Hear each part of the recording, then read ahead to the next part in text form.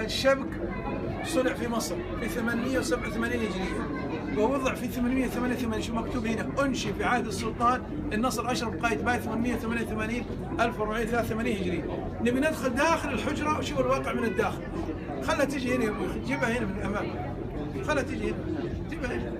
شوف الحقيقة من داخل. يمكن أول مرة تشوفون الصور هذه داخل الحجرة النبوية من الداخل. بفتح الباب هذا يسمى باب السيدة فاطمة رضي الله عنها.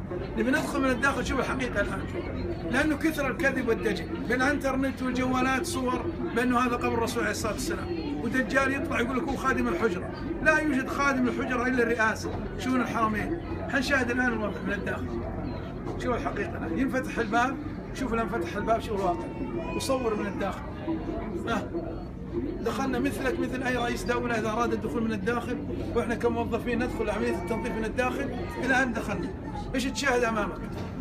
بلاط رخامي قديم من عهد الملك فيصل رحمه الله، محراب يسمى محراب فاطمة رضي الله عنها، خلفه موجود صندوق أو سرير فاطمة رضي الله عنها. حنشاهد وما هو سر هذا السرير. نبي ندخل من هنا، نبي ندخل من هنا، حنتجه نشوف المواجهة الشريفة، الروضة خلف الشبك هذا.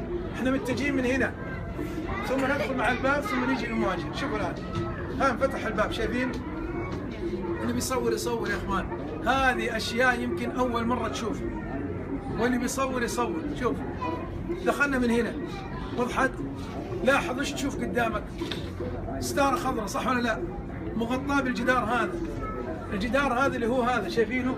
هذا جدار بناه عمر بن عبد العزيز رحمه الله، مغلق مصمت ليس له باب، ارتفاعه 6 أمتار ونصف من حجارة الحرة السوداء مربعة الشكل مشابه لحجارة كعب المشرف. وضحت؟ لاحظ موجود هنا صندوق، هذا يسمى صندوق الصندل.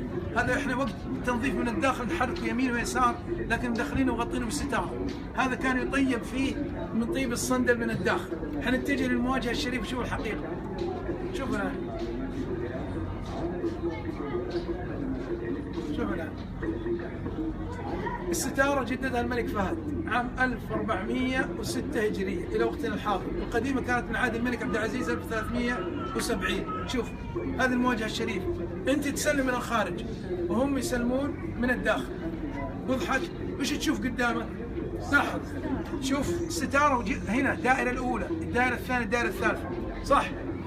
اللي يجي بالمواجهه ويناظر من الداخل يجد الدوائر ظنا منه انه هذا قبر الرسول عليه الصلاه والسلام، وهذا ابو بكر، هذا عمر رضي الله عنه. يقول لك انا شفت قبر الرسول.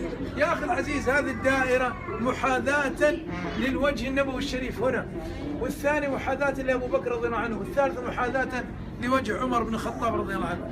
حنشاهد الان سرير فاطمه وشوف ما هو سر هذا السرير او الصندوق. شوف الواقع،